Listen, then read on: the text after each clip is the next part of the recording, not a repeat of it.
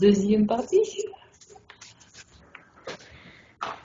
Alors, la deuxième partie de ma présentation, c'est une autre activité que j'utilise fréquemment, c'est enfin j'appelle ça le portrait, je pense que le nom n'est pas forcément bien choisi. Quand je rencontre une nouvelle personne à accompagner, tout au début de cet accompagnement, je lui demande de me parler de choses qu'il aime, une personne qu'il aime ou qu'il admire, que ce soit quelqu'un de son entourage ou une personne célèbre, un objet. Ça peut être un objet qu'il rêve d'avoir ou un objet qu'il a toujours sur lui ou un objet important à ses yeux. On définit aussi un endroit, hop, on claque des doigts, il a autant d'argent qu'il veut, il va où? Un animal, un film, un chanteur, une chanteuse, un groupe, un acteur, une actrice, une activité, ça peut être une activité sportive ou autre. Alors ça, c'est la liste que j'utilise habituellement, mais on pourrait vraiment y mettre n'importe quoi. Ça pourrait être une spécialité, ça pourrait être, je sais pas, on met ce qu'on veut là-dedans. Et en fait, cette liste, elle me permet d'en savoir énormément sur la personne que je commence à accompagner. Elle me permet déjà d'en apprendre plus sur ce qui pourrait lui plaire, sur ses centres d'intérêt, sur ses passions, etc. Et c'est là-dessus que je veux m'appuyer ensuite pour l'accompagner. Elle me permet ensuite d'en savoir plus sur le niveau de la personne, parce que on commence éventuellement par en parler à l'oral des éléments de ce portrait, mais ensuite, quand c'est possible, on passe à l'écrit. Donc ça peut être juste un mot pour chacune des rubriques du portrait. Pour les personnes qui sont un petit peu plus avancées, ça peut être une phrase, ou alors carrément un paragraphe. Vraiment, ça dépend de chacun. Ça, c'est la première étape.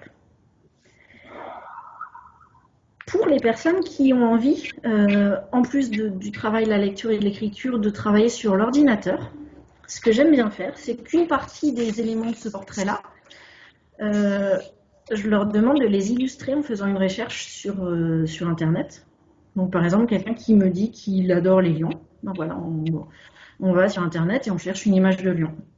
Donc, ça oblige à travailler la recherche sur un ordinateur, etc. Et ensuite, ces personnes-là qui ont envie de travailler sur l'ordinateur, je leur propose de mettre en forme leur portrait, donc sur une page Word par exemple, avec pour une partie des éléments des textes qu'ils auront rédigés, et pour l'autre partie des éléments, les images qu'ils auront trouvées.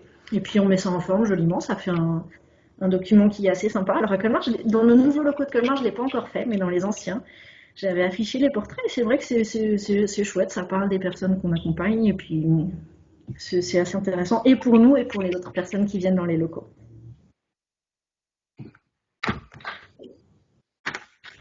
À partir de ces éléments de portrait, ça me donne plein de pistes, comme je vous le disais, et c'est là-dessus, c'est sur ces éléments-là que je m'appuie pour fabriquer mes outils. Alors je vais vous les donner en vrac.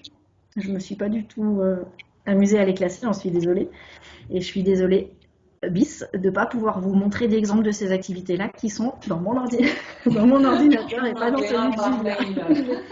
On vous enverra des choses par mail si vous le souhaitez, et puis n'hésitez pas à m'interrompre si tout n'est pas clair.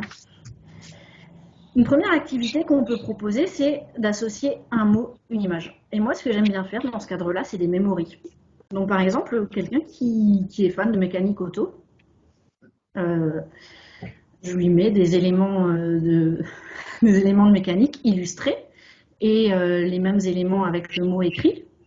Et puis après, on fait un jeu de mémoire. Je pense que vous connaissez tous ce jeu. Si ce n'est pas le cas, signalez-vous. Non, je ne sais pas ce que c'est. Alors, c'est un jeu où il faut faire des paires. Alors, les enfants jouent ça avec des paires d'images. Je vois ça avec des paires d'images.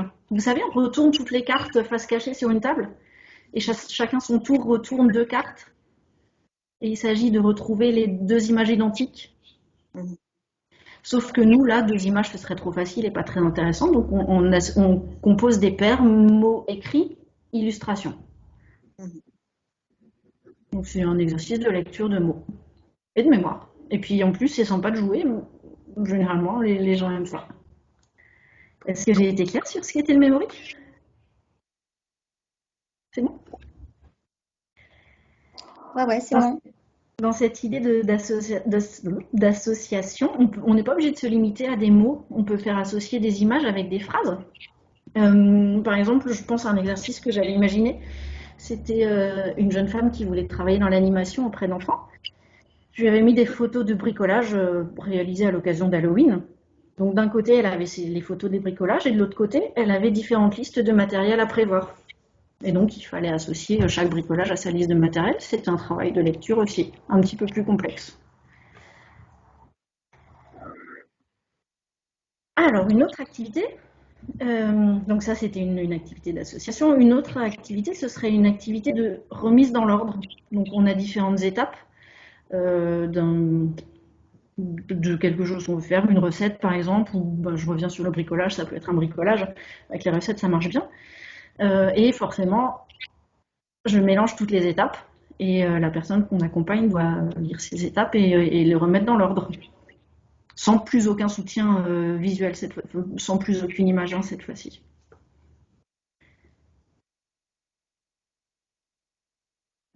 Pour cette activité, je pense qu'il n'y a pas de commentaire à faire.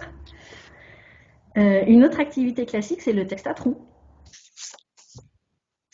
Alors bien sûr, avec des phrases et un vocabulaire qui sont adaptés au niveau de la personne qu'on accompagne. Pour certaines personnes, j'indique la première lettre du mot qu'on cherche, j'indique le nombre de lettres en mettant des tirets. Pour d'autres, aucune aide, mais ça dépend vraiment du niveau de la personne. Une autre activité très classique, ce sont des images simplement à légender. On peut mettre un mot, on peut mettre une phrase. Ça peut être carrément un paragraphe. Je pense par exemple à un monsieur qui faisait du carrelage. Je lui avais mis 2 photos avant-après d'une rénovation de salle de bain. Donc là, il y a pas mal de choses aussi à écrire. Et ce qui est sympa, c'est dans le cadre de quelque chose comme ça, c'est que les personnes sont assez fières de pouvoir écrire des choses qu'elles maîtrisent bien mieux que moi. Et c'est une activité qui est intéressante.